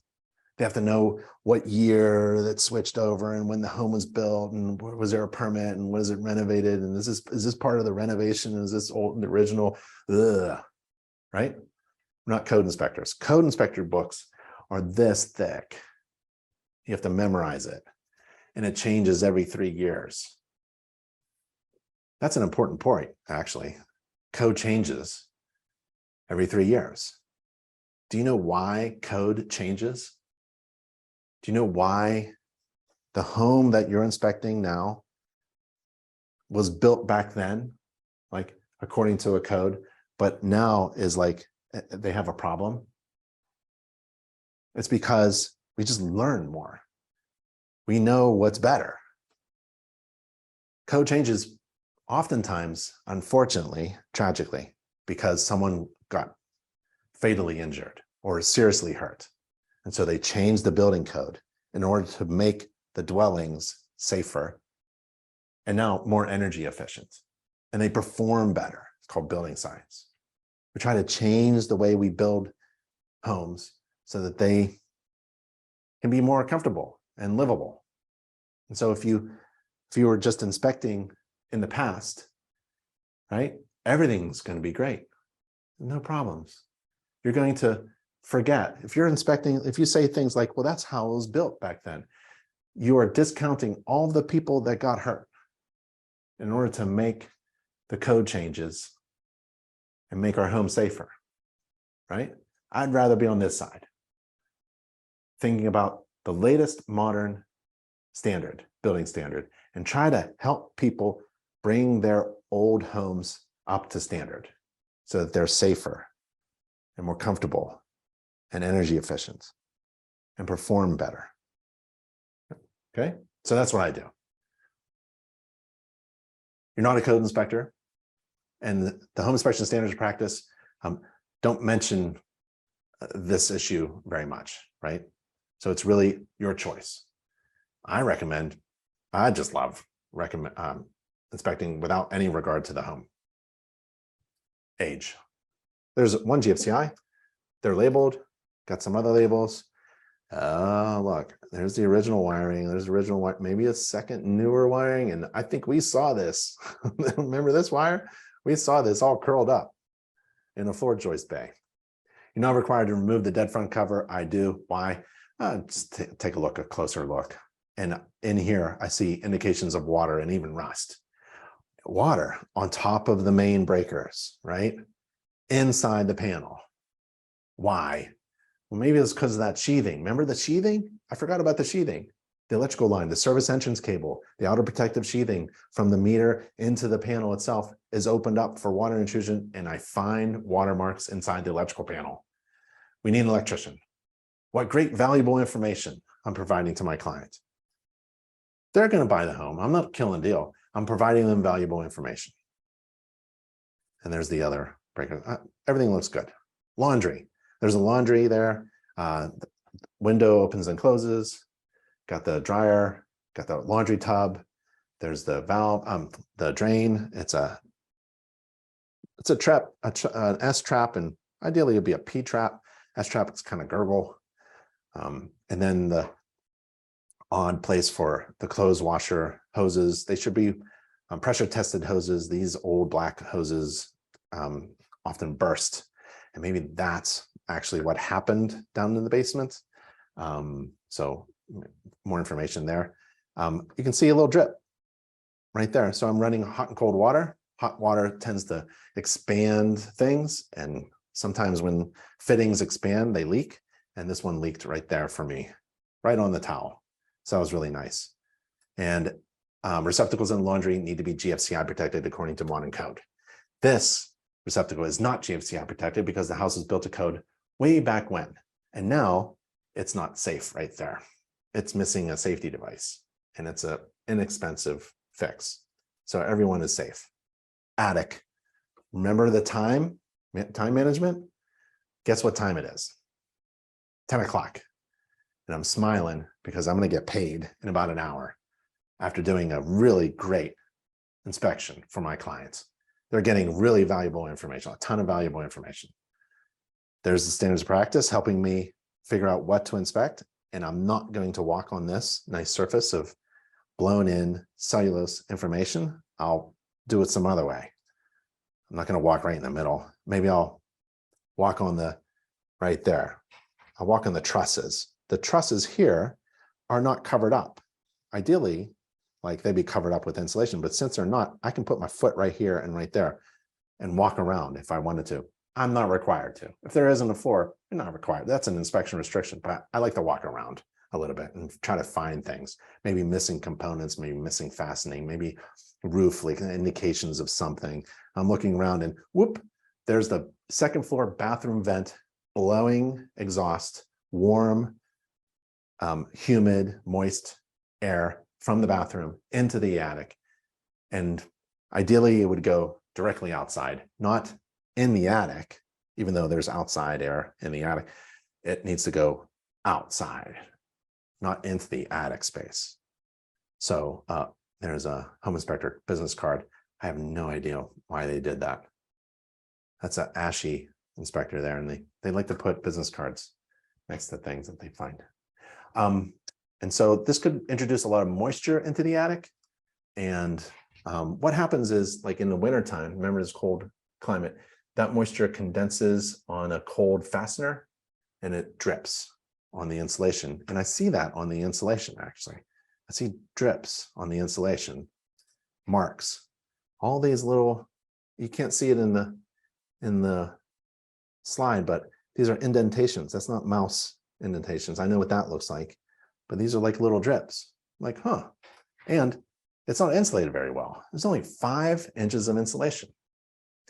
Guess what? This home was built to code back then when only 5 inches of insulation was required. Who is going to say, well, that's okay, don't worry about it? Not me. I'm going to tell my client that according to modern building standards, they double this thickness now because we know better about energy efficiency and things like that. Here are the watermarks on the top side of the attic access panel that is not insulated. So you can see the watermarks from the drips, from the fasteners, that is caused by poor ventilation and also introduction of an enormous amount of moist, warm air into the attic space during the cold winter months. These drips, no big deal, right? Except it reduces the thickness of the cellulose insulation, because cellulose insulation, when it gets wet, starts to, so maybe it was a little thicker. It's not 5 inches, maybe it was 6 or 7 inches, but it got wet over the many years. And now it's like down to 5 inches only. It's really neat to apply what you learn in building science. Where are you going to learn a course on building science? InterNACHI, the only home inspector college in the home inspection industry at internachi.edu. We have building science courses that help you understand what you're seeing and maybe put the story together. I love the story. I love the story. And also in the summertime and the wintertime in this house, you're heating up the house, right? Second floor is all warmed up, but this attic access panel is not sealed or insulated. So you have conditioned air, warm, moist air coming up into the attic space. So there's that bathroom fan, and there's the unsealed attic access. There's a ton of airflow going through an unsealed, uninsulated attic hatch in the second floor ceiling. And it's a problem, especially in a cold climate. You're just losing conditioned air. So what you need is more insulation, but what you really need is sealing, not the ceiling above my head, S-E-A-L-I-N-G. You need to seal the airflow. You need to block airflow, stop airflow, or restrict it at least. Insulation doesn't stop airflow. That's not what insulation does. You know, fiberglass, this isn't fiberglass, but we call fiberglass filter glass because it just filters the air. It doesn't stop airflow. Energy efficiency in a home really needs two things. So if you're a home inspector, right, and you go up into this attic space and you say, hey, we need to install more insulation. Okay, I'm done. You really should have mentioned sealing and insulation and get a proper contractor up there that's going to do both. We have a lack of insulation, and we don't have any sealing. You know, you need to air seal and insulate. And that's in our energy efficiency course. We have an energy efficiency course for home inspectors. Okay, bathrooms. Okay, people are asking questions. You guys are awesome. Let's get to the kitchen, okay? Okay, let's see if we can go a little bit faster because we're running out of time. What time did we start? An hour and a half ago? Yeah, we better pace it up a little bit. Okay, ready? So I flush the toilet, run the shower. I find a mark in the tub, right? I push on the corners of the tub here, tile, and you know, looking for water leaks, GFCI protection, and then I pull the plumbing access panel. You know, I take a look and I put it back. When I open it up, you know, plumbing access panel is where like the tub guts are, you know, the shower fixtures are, and the drain. And I open it up, and if it's not there, I actually recommend it to be installed because it's really handy, especially when there's a water leak. So I open it up, and then I put it back, and I go, ooh, there's a water leak right there. Water leak. I don't see the home inspector card here. Yeah, so there's a water leak here, and that's a defect, right? I don't know. Did I cause it? I don't know who caused it, or it's been doing that for a long time. There's a water mark there. Maybe it's the second leak, maybe the third leak. I don't know. I don't know why it's leaking either. I observed indications of an active water leak, plumbing leak at the second floor bathroom tub drain through the plumbing access panel. Correction recommended. That's what I say. First floor bathroom. There's drain pipes and all that stuff, and GFCI. We've seen this before in vent. That's good. Interior, representative number of windows and doors, representative number of wall receptacles and switches and light fixtures. Take a look at the ceiling, the floor, and all that stuff. It's usually just a bunch of cosmetic stuff. But here's what I like to do. I like to remove the floor grate, right? The grill, register, whatever you want to call it. Stick my hand in there carefully and pull out all this junk that has collected into the ducts over the many years. A lot of it is from when the house was built, because the sweep up, a lot of contractors like to sweep up the floor by sweeping it right into the floor registers, right? Or, you know, the carpet was pulled, and that carpeting hair, remnants, is just swept into the registers. You know, they don't take it out. They don't throw it away as garbage. So a lot of things go into the registers. Now, this is way beyond the home inspection standards of practice, but I love it. Indoor air quality issues. I'm a certified healthy homes inspector. How did I get certified as a healthy homes inspector? InterNACHI has certification programs through our online inspector college. So you can become one of these crazy nut inspectors who sticks their hand in ductwork looking for stuff that my client may be sensitive to, right? All depends on what kind of value you provide. You know, I like to hire a home inspector who does things like this. I don't want to hire a home inspector who purposely refuses to for some reason, because they only perform an inspection according to the most minimum standard. They don't exceed it. You know, you get what you pay for. So here's windows here. Representative number, tilt, wall receptacles, looking in the corners, missing doors. I think they fell off because all that stuff, look at all that. So there's missing doors at the closet, and then some paint on the ceiling. I don't know why.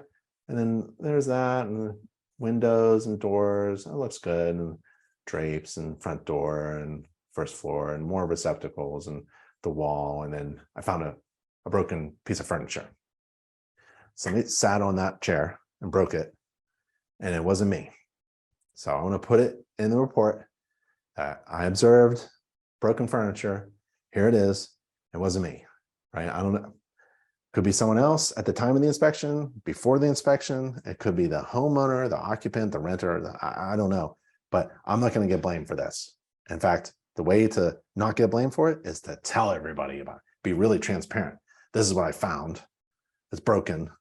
Wasn't me. In fact, if you do break something, not furniture, if I did this, I'm buying a chair, but I didn't do that. But if I broke something like, if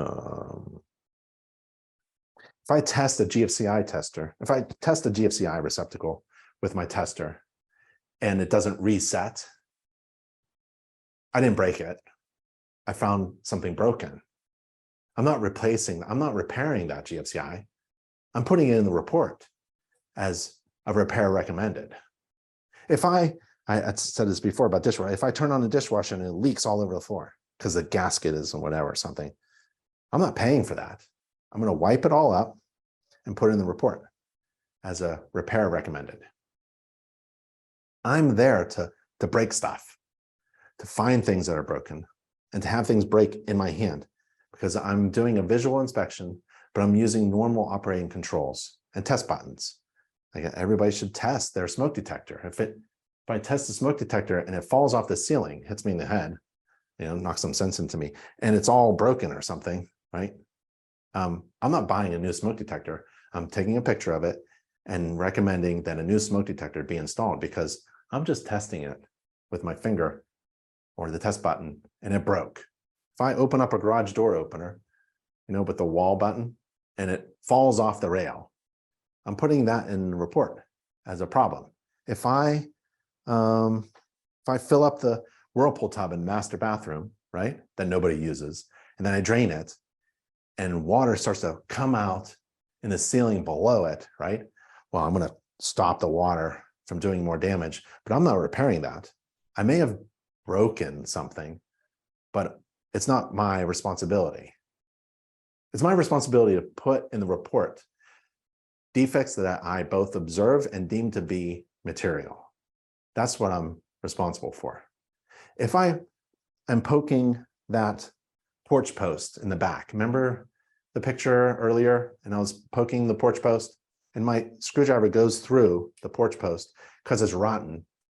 I cause damage in the post, but it's because it's rotten.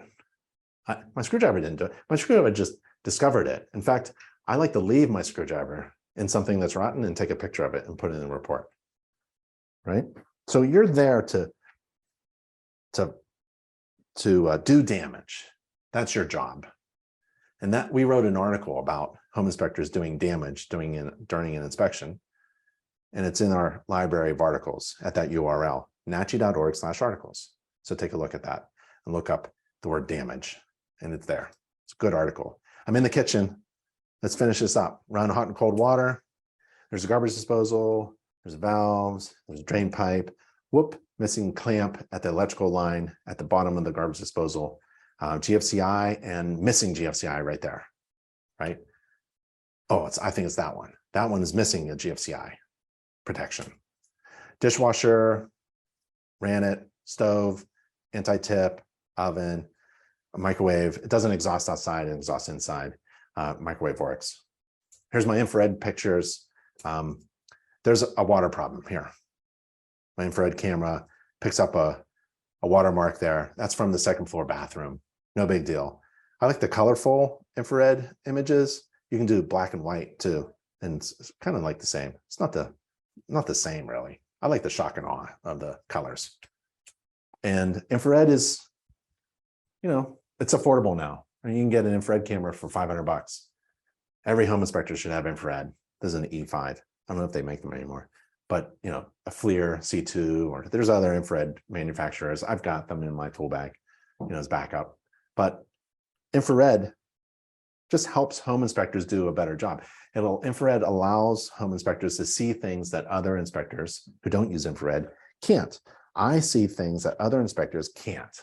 And that's one reason why you should hire me instead of the next inspector who's doing the same inspection.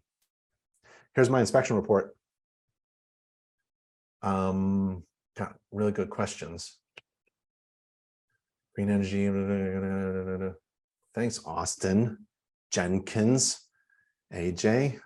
I'm looking at the questions. I'm not sure what I should do because I'm running out of time. I promised you 2 hours. I don't want to go over. I want to respect your time.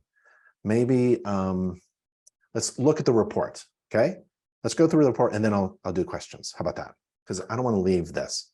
Okay, here's my inspection report. This is my actual report. I removed confidential information. So it's table of contents. It's what really matters in a home inspection. I'm trying to set the expectation of my clients. There's really like 4 things that really matter during an inspection. There's major defects. An example would be a significant structural defect.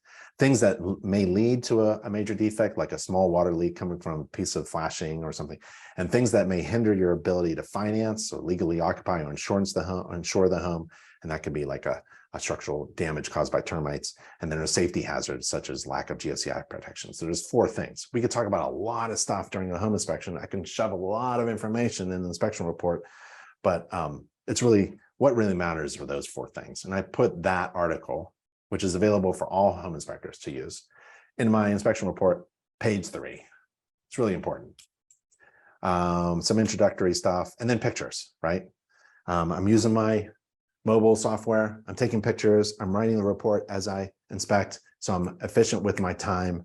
I'm not flying through the home, not running through the home. I'm inspecting, writing the report, taking pictures, taking video, and producing the report as I inspect. So at the end of the inspection, I have a summary with a click of a button. I have a summary of things to pay attention to, go fix, negotiate over, whatever you want to do.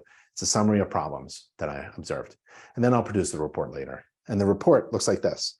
Not all the pictures are in the report, but some of the pictures that I like are in the report. Some of them I want in the report so that other people reading my report, like the seller and the listing agent, can see that, oh, he walks on the roof and he touches things that he inspects. That's kind of neat. Yeah. And I like to write the report with blue things, black ink, and red. Red means take action. It's either monitoring or correction or improvement or something like that. Like a correction is like you need a contractor. Improving this or adjusting that is like the homeowner can do it. And monitoring that is just like for anybody, just keep an eye on it, right? But it's all red. So there are the components there. We went over this. We saw all of these things during the inspection. Condensate problem, water coming in, water coming out. There's a hot water tank, extension to the floor. There's electrical line, sheathing. I see water inside the electrical panel, lack of AFCI breakers. There's some demolition going on. I don't see any permits. So a lot of restrictions. There's no water. This is my inspection report. I do this in 3 hours. There's the problem with the condensate and the humidity in the attic, and lack of insulation. There's some water leaks. There's the bathroom water leak. There's the kitchen, the clamp on the GFCI. Everything else works. And there's my infrared pictures and smoke detectors, right? And that's it. Oh, right here, like I write the basement rear room is presently going under renovations or remodeling, work being done, work not finished. Therefore, you should request documentation that should include permits or any warranties or guarantees that might be applicable, because we don't approve or endorse any work done without permits or latent defects could exist. We don't evaluate unfinished work. We're not there to say, oh, so far so good, keep it up. Illustrations, you can get them from InterNACHI's gallery to make your reports beautiful or more beautiful. I like those. I just threw those in there. And then there's a conclusion or walkthrough. I'm trying to remind my client that I'm available for a walkthrough. Just before you sign on the line, I can go through the home and we could see things that we couldn't see during the inspection. And then I leave behind a letter for the homeowner. And that is it. Let's see. Do I have questions? You guys want to keep going? Should we keep going? I can go all day, right? Let's see. How much do you charge for the walkthrough inspection? $100. How much do you charge for a walkthrough? $100. What is a ballpark you would charge for a pre-inspection? $100. List multiple inspections per client opportunities. That would be great to have a guy who's just now forming the plan. Okay. I don't know what the question was. Would you charge the same for the walkthrough inspection you do? No. If you're like a third, quarter less.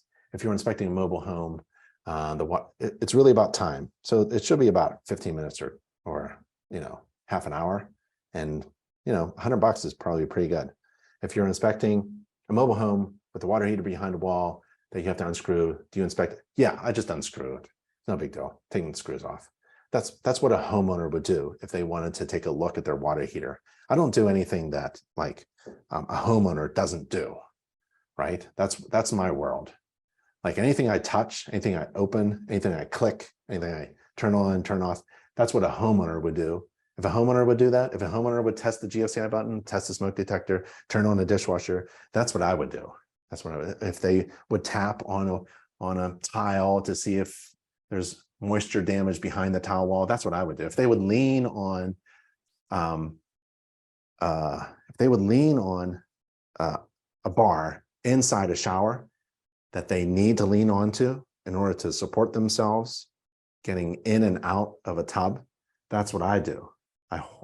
If a homeowner would lean on a guard on a second floor deck, that's what I would do, right? I don't do anything more than that. I just stay in that world. And if that guard falls off, if that shower support falls into my hands, if that smoke detector falls and hits me in the head, if that GFCI detector doesn't reset, if that dishwasher leaks on the floor, if that garage door opener falls off the rail, if that window that I tilted open or open and closed, if it falls out of the frame, all these things actually happen to me. I don't repair, I don't take responsibility for that. I didn't break it. I just stayed in the world of being a homeowner, living in the home and seeing if something broke. When I break something in a home, first thing I do is I turn around. So I'm waiting for somebody to pat me on the back for doing a good job. And then I take a picture of it and put it in the report. Whenever I break something during a home inspection, according to the standards of practice, using normal operating controls, and something breaks, that's a good thing. You're doing your job. Good job. Did you trip all GFCIs or representative number and outlets? I try to test every GFCI breaker and GFCI device, and I test the ones that are supposed to be protected. And that's a lot of breakers, but I test each, for example, all the exterior receptacles. I'm testing. It's great to have a team. When I had another inspector, that inspector is inside resetting, and we test, reset, test, reset, test, reset. Yep, Matthew's right. So what if the bathroom has no plumbing access panel? I'm marking, very good, Matthew, you're awesome. Maybe you should be an instructor. Do you make sure your water flows at laundry hookup? No, I don't turn the clothes washer on. I don't turn the clothes washer on. My clients are there though, and sometimes they'll do that, right? I don't do that. Do you include all the pictures that you take in the kitchen report? No, I try to include as many pictures as I can because it looks nice. Pictures look nice. Pictures are worth 1,000 words, literally. So I like to say as many words as possible through pictures in my inspection report. Is that leaked from the panel? Yes. Ben, where'd you purchase your vest with the ID slot from? I don't know. Okay, here it is. Niche, N-I-C-H-E. And it's called the Tool Series, N-I-C-H-E, Tool Vest. I think you do a short webinar on report writing. Yeah, Chanel. Boy, what a great first name. I think I would like that. If you'd like that, let's do an inspection report writing. Why don't you post somewhere like on Instagram or Facebook or our forum that you are demanding that I do a report writing webinar. Where can I live in that inspection report? Where can I view that inspection report? You can email me. I can send it to you. I'll put it on nachi.org/webinars under the video recording. Where can we get the typed pages you displayed? Yeah, okay. So if you want my report, here's what, go here. You still see my screen? Hopefully you can still see my screen. Home, what is that? Oh, geez. Home inspection checklist, hold on. Trying to find report. Hold on. Inspection checklist. No, how about sample? Here it is. Okay, long URL. I'm infamous in making long URLs. Ready? It's nachi.org. Maybe I can bring this up. This is a really good resource. So I'm going to bring this up, okay? It's nachi.org, NACHI.org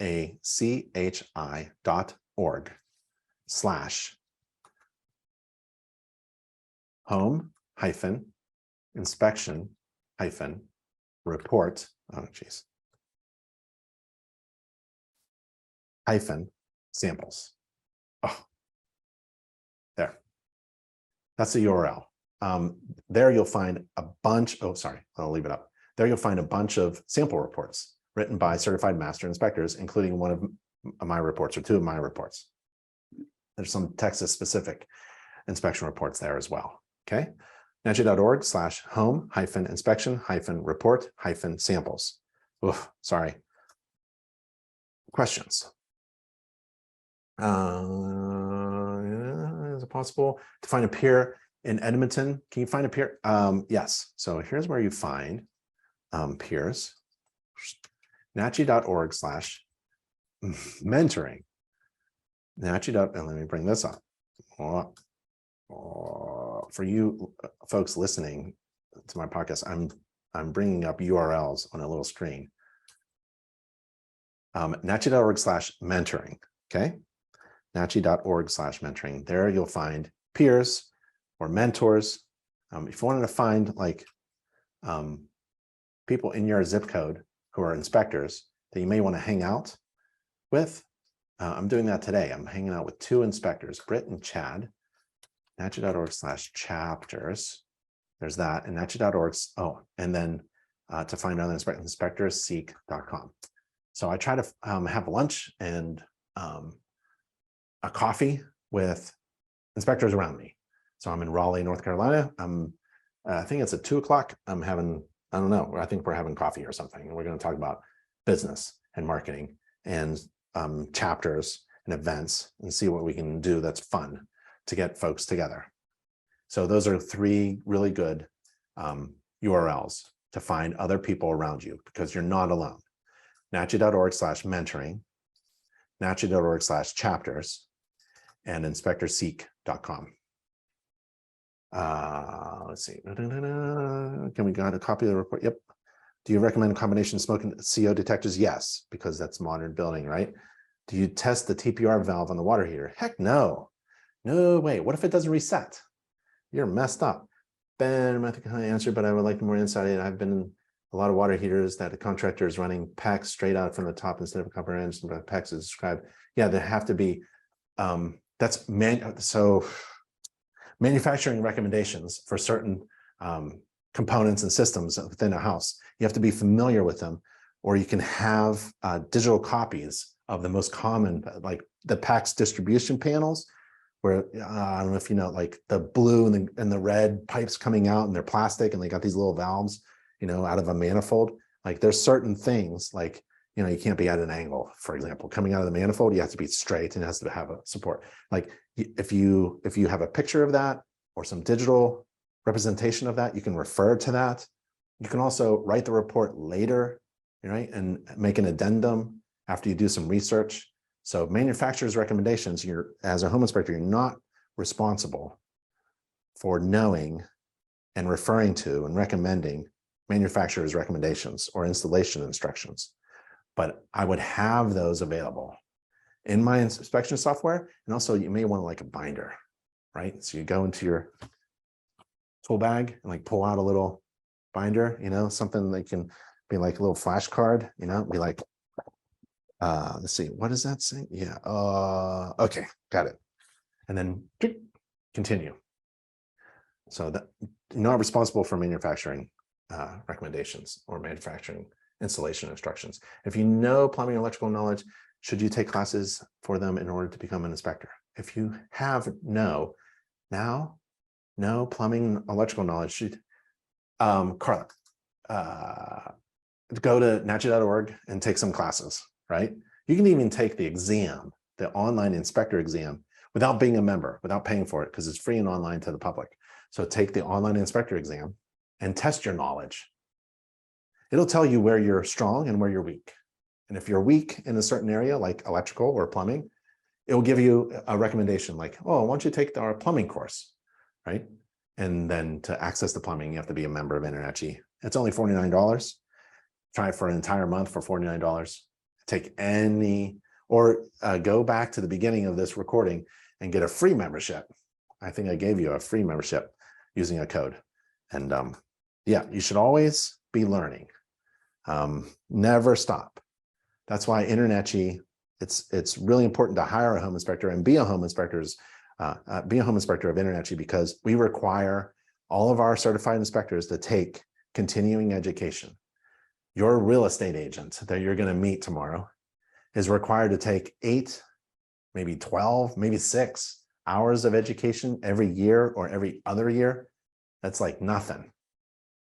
You are a professional, certified or licensed professional, and you're required to take CE as well.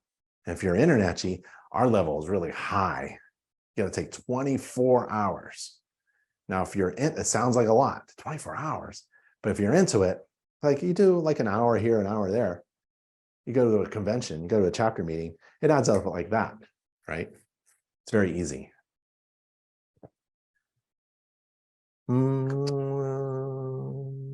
Oh, is my sound dropping? Uh-oh. Uh-oh. My sound dropping? Am I running out of power? Here, let me plug in. Hopefully it's okay. Hopefully you still have my sound, or maybe it's a sign that we should stop, right? He's still here?